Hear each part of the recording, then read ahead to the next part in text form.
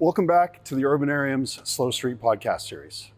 In the first episode, shot in the fall of 2020, we focused on big city responses to COVID, talking with planners in Vancouver and Oakland, California, and a Vancouver biking advocate.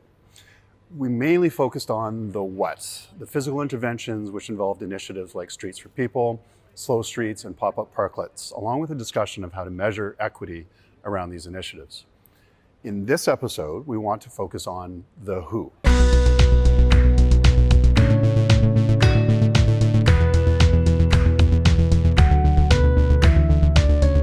Who's been impacted and who's really jumped into getting things done during these last 14 plus months of dealing with COVID shutdowns, disruption, and isolation. And changing focus a bit, how have the citizens of a smaller town dealt with these issues? So for this episode, we are on the shore in the city of North Vancouver, a relatively small town within the Metro Vancouver region, but one which has aspirations to be nothing less than the healthiest small town in the world. The city of North Vancouver, with a population of about 55,000, is perched literally on the edge of the wilderness, with mountains rising up 1,800 meters from its shoreline and its busy port along Burrard Inlet, which gives it a particularly beautiful but also challenging geography. Big cities get a lot of attention, but the city of North Vancouver has shown that a smaller town with some really bigly aspirations and a connected and caring community can strive for and achieve some pretty cool things with its people. So again, focusing on the who, in this episode, we talk with a small business owner who has completely changed the dynamic of her neighborhood, a city planner whose passion is the public realm, the people's main political champion who has set some very high goals for her hometown, and an advocate and facilitator for young artists in the city of North Vancouver. I'm here with Mayor Linda Buchanan, the mayor of the city of North Vancouver, and we're going to talk about City of North Vancouver's initiatives around COVID, as well as the initiative to be the healthiest small city in the world. In the world. Yeah. So if we can start with going back to the beginning of COVID, Sure. And everything shut down, the world shut down. You're running a city, a sizable city with a big staff. What happened and how did you deal with it? And out of that, how did initiatives like this happen? Right from the get-go, our focus was making sure that our residents were safe and healthy, and as well as our employees, and that we were able to continue to deliver core services. And then we really needed to just, take stock, people just reinforcing the messages from making sure people understood the public health guidelines.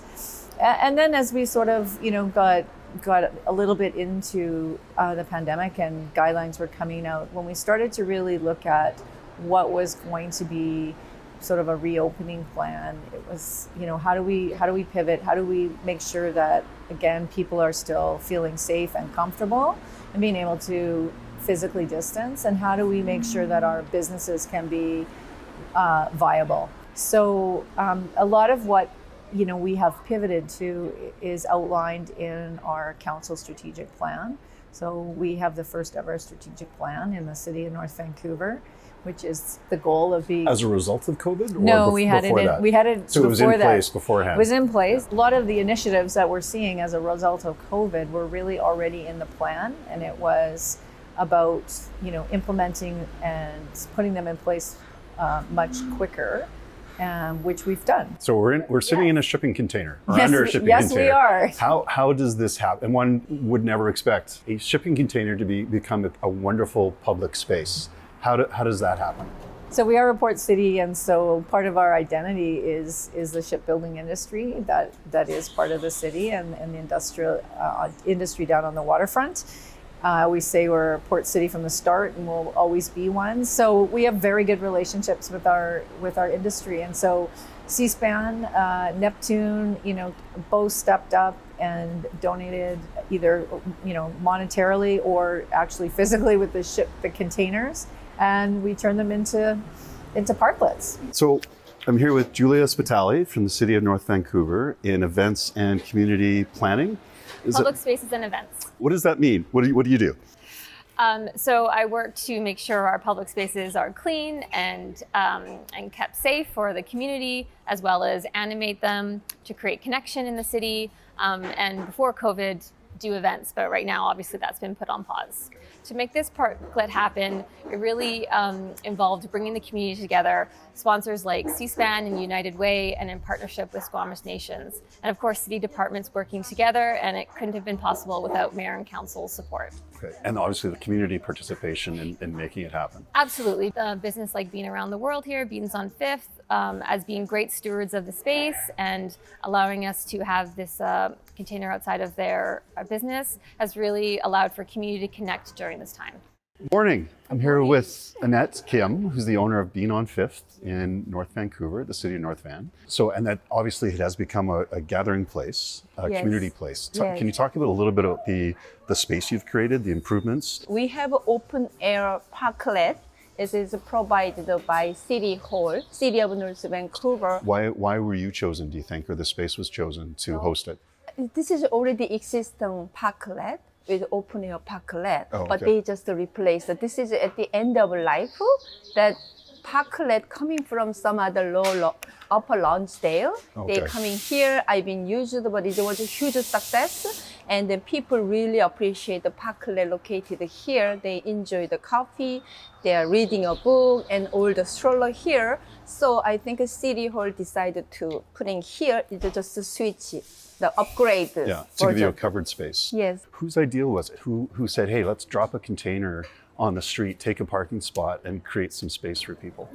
I think at the time it was thinking, how can we respond to the needs of the public, especially around social and economic recovery. So one of the ways that we could do that was utilizing parking spaces and creating these seating areas where people could sit and come together. And you could walk along Lonsdale, you could get takeout and you could sit at these parklets and you could enjoy some public space where a lot of the time people, during this pandemic were at home.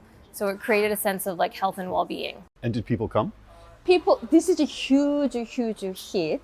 That is, people love it, and then lots of appreciation. And this is a huge vision by the city of North Vancouver. So this is all collaboration. I'm just So local artists Yes. with a local business, Yes. and C-SPAN being located in North Van as well. Yes. So a bunch of local businesses and artists working together Yes. to create this space Yes. with you. Yes. Yeah. Yes. I wish to have more parklet.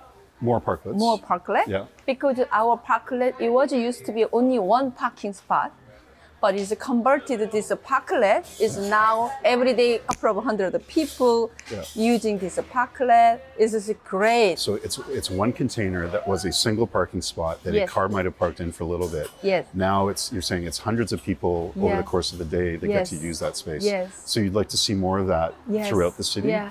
So I'm sitting here with Erica Phillips. Erica, could you tell us a little bit about yourself and the arts program that you're working on? Yeah, so I was one of the mentors for the Studio in the Streets program that the city of North Vancouver hosts annually in the summer. I believe that we were the 13th year of it, and it almost didn't happen because of COVID. The program usually runs for 2 months throughout the summer, and there's a lot of in-studio work as well as out in the public, like on site. And because of COVID, we weren't allowed to be in a space with the students. And the city didn't know if we would, just the rules were constantly changing. We didn't know if any of it would be allowed. But because most of the work was outside and it's safe and we all were able to distance while it was happening, it kind of created the perfect environment for all of these mini murals to be created. So we're sitting in a container that's been converted into a public space, a covered space. Mm-hmm. And then your artwork has been both part of this and some of the other pop-up parklets. But all along Lonsdale, there's artwork everywhere. And the students obviously get to see it in place through the year. How have they interacted with it after the fact? It's pretty cool to see how much ownership and just like how much pride that it's brought to each of the students to have their artwork in display in the public. Seeing it shared on social media has been a huge thing for them.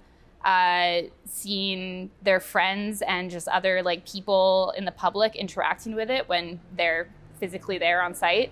As well as the mayor was super supportive of the project after the fact as well. She asked us to feature some of the artwork on a series of postcards that was sent around a support your neighbors and get to know your neighbors during COVID.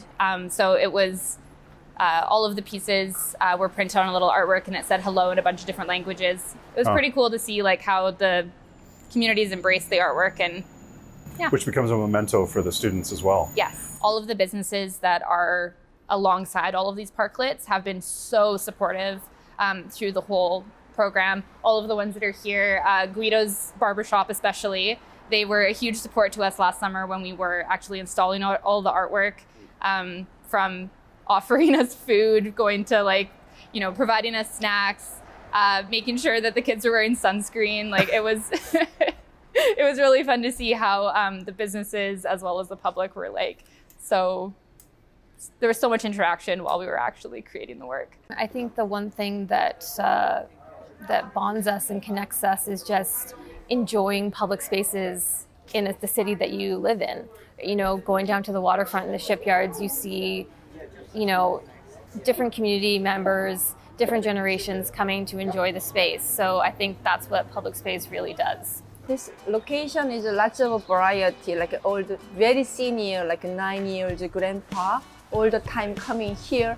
We actually, barista want to see him every day. Otherwise, we are worried about why he's not showing up. Yeah. Like old generation and the younger generation, is a lot variety people coming. Actually, the like very young people, we start talking with the stranger of the senior. They talk about the life, and it's just really, really happy to see them. This is So it's a mixing place. yeah, it is. And why do you think that happens? Like, what about the space allows people of very different, like a 90-year-old and a 20-year-old, what allows them to interact like that here? I think this area, there's not many retail, number one, retail. This is only coffee shop. And then I created this coffee shop feeling like this is a community living room. My vision, I always want to have my coffee shop is a living room for the city community. Living room for the city. Yes. In the question of post-COVID, if there is an end to COVID, what of all these initiatives would you like to see us keep? What do we get to hang on to? I think the Parklet program has been really successful, and I think it's just about fine-tuning it and making sure that it meets the needs of the public and has like community beautification involved, and also being an inclusive space for people and for their health and well-being. A lot of what we've done, we're going to keep. So one we've done that we haven't touched on yet is we actually implemented, consumption of alcohol in our parks, which we were the first municipality in Canada outside of Quebec to implement that. And we did that very, very quickly as well. Congratulations, that's huge. Oh, thanks. Yeah. But we've actually already made it a permanent bylaw. Yeah. So we did a pilot for 6 months, and the sky did not fall. It was really about, again, supporting people. 80% of my residents live in multifamily. A lot of them, older buildings don't have balconies or common spaces that new buildings have. So this was, really, I see our parks and public spaces an extension of people's homes and really their backyards. And so this was about how do we make sure that people can get out and again, get fresh air. We're all telling people to get out. And it's been so positively received that the pilot was really successful. And the great thing when we actually implemented it, like changed the bylaw for a pilot, my office got an email from a woman in our community in her 70s or 80s who said how thrilled she was that we had implemented this, because it meant for her, she lives across the street for her, it meant she could take, and I laughed because it was like she could take her one beer, like a beer, which was not what my 20-some-year-old children said, but take a beer and go pick up takeout, because this was also a way of supporting our businesses, get her takeout and meet her friend in the park to play Scrabble. Yeah. And that's what this was all about. This was about, putting things in place. And so, yes, it was partly to support the business community, but it's also about supporting people. And so for her, this was like just a great way for her to still connect. She lived alone, connect with friends, be physically distant, have a drink, and have her takeout. Yeah. So that is staying. That's become permanent already. In terms of the parklets and stuff, we're gonna, one of our visions was to create Lonsdale as a great high street. It is our commercial area, as you can see, it was 4 lanes of cars and 2 lanes of parking. And this was about, again, how do we redesign this, and how do we actually keep this space that has been really well loved and has really supported our business community. And staff actually in the fall wanted to take them down. They wanted to sort of reevaluate. They were worried about winter, and myself and council, we said no, we're keeping them up. Obviously, it all fits well into, these spaces fit into the Healthiest City initiative. Can you talk a little bit about that? Sure. Mayor and Council, one of their key initiatives is to make the city of North Van the smallest, healthiest city. So placemaking and public spaces fit into that, and making sure that we're creating inclusive spaces and creating places that people feel connected, and animating these spaces so people feel, a sense of joy when they walk by. We have one of our alleys is called Fun Alley, and it's a big mural project. And, people love to come and take Instagram photos, and it really creates a sense of space for people and, just a sense of joy. As a public health nurse, health is more than just absence of disease. Health is, your mental health, your physical health. It's our environmental health. It's economic health. And so there's a lot that cities do that have an influence on people's individual health and collectively as a community or as a population. And so it's really being mindful about the built environment and how are we designing and building communities that make the healthy choice the really easy choice for people. And so, to be able to give people options to walk to where they need to go, to take an e-bike if they can't walk that far, but then this is an option for them. Yeah. That they can jump on, that we're creating micro-mobility options, that we're prioritizing public transportation and making it easy for buses to be able to get from point A to point B. It's pretty cool to be able to teach the kids about the specific creative skills, but also the more soft skills about communication and collaboration and all of that. Is that some of the biggest lessons for the students coming out of it? Is the ability to collaborate? Just doing the artwork is one thing, but the other aspects around getting artwork installed? Yeah, I think that many of the students that have been a part of the program have really found confidence in their leadership skills through this. A few of the students who were involved were either already involved in mural clubs at their high schools. They've helped create new programs like that. They've gone and done murals in their homes with their parents' permission, which has been so cool to see the parents get on board too.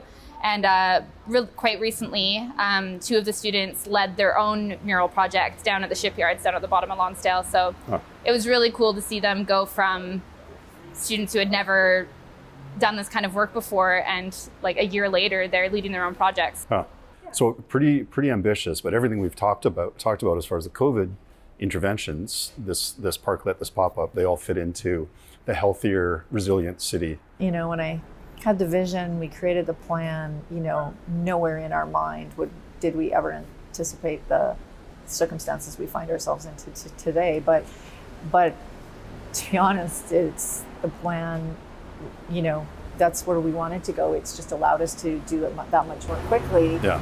And I think what it's also done is it's actually really elevated and illuminated the role that cities play in people now value their health much more. And it really has highlighted the role that cities play in helping people to support their health. And so that's where I really want to, kind of through the economic investment strategy is to really, I think a lot of people want to live in a place where people, your government values your health. We want to design our city that supports your health. We want people to be able to come and live here and invest here. And I always say, I think it's small cities like ours that are going to sort of be the engine to drive the recovery, because we're progressive enough and we're nimble enough to be able to adapt. And you're doing exactly that. The Urbanarium and your neighbors would like to hear about your experience during COVID. What have you enjoyed as city interventions? What's worked? What would you like to keep? Or what would you do differently in your neighborhood? Let us know in the comments section below.